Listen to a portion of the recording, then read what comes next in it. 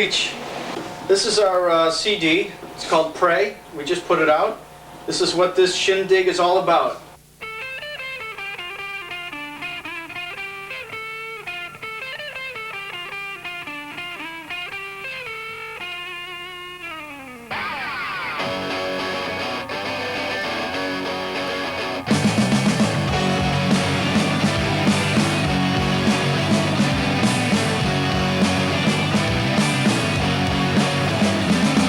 I think you have a resonance, that comes off the stage with your sound. I think that comes across as one particular, powerful flow of music, and and I think the crowd picks up on that. I think people understand when that really works, and I think when the crowd gets into it, it drives us even further, and that's like heaven. That's what it's all about. That's why you're doing it in the first place, is to find those moments.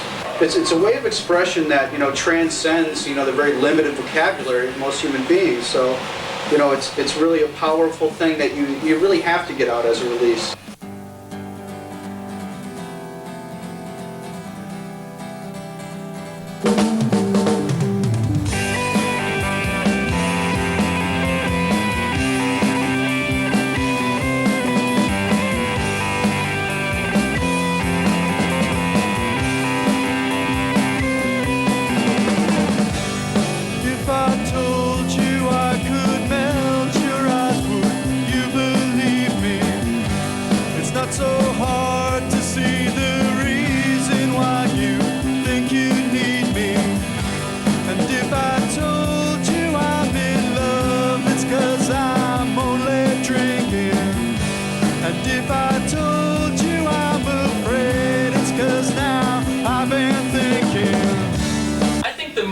The Reach's music is angry. Well, life is pretty serious, at least for me, and I mean, that's where the music comes from, is, it's really experiences, and I don't know if anyone's going to call me a happy-go-lucky guy. I think I'm too fine and I don't want to hear it.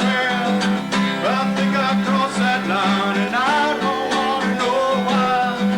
I think I'm too fine and I don't want to fear it.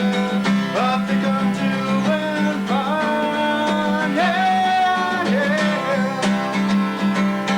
Fine, yeah, yeah. I think our biggest audience is I think a lot of the younger generation, but also a lot of the people that we grew up with.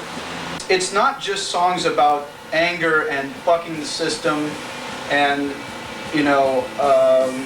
rebelling about everything that is ever put in front of you, but it's subtler than that. And I think as people get older, they understand a little more about that. But I also think there's enough raw emotion and power behind it that I think it really appeals to to the college kids. It's intelligent rock and roll.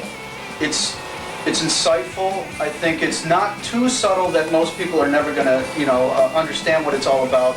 But I think there's enough curves and bends in the general themes that we're trying to put out that it will be around for a long time to come. And I think it's very different. We all contribute a lot, and we all have different theories on music, and which combines into one, which really works really good, and we all get along. You want to take it seriously enough to actually try and promote yourselves, which is what we're trying to do. Promote ourselves like a record company would promote us. But at the same time, if it's not fun, it just ain't happening. I think that music shouldn't be as open and closed-ended, as a lot of times it is. I think when I succeed at doing something, it's by putting out a thought or an emotion, that people can read a lot of different ways.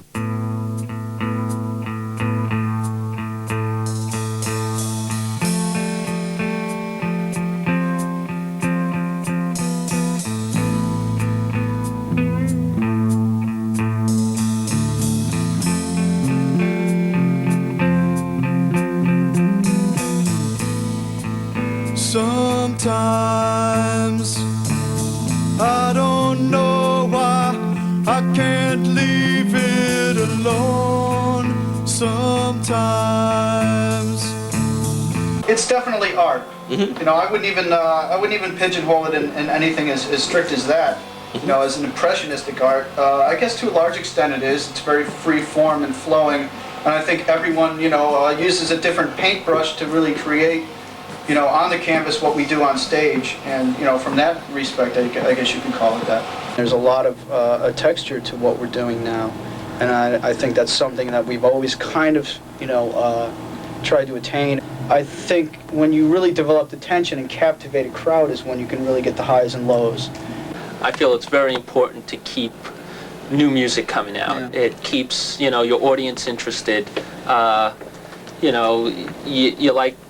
appreciate the people who are always coming down to see you, and you want to give them more.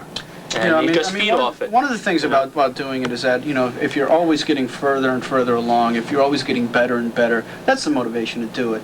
As soon as you have a day when you turn around and say, wow, our music's really gotten, less creative and not as, appealing, because most people have said our newest stuff is our best stuff. And I firmly believe that our best stuff is yet to come. Absolutely.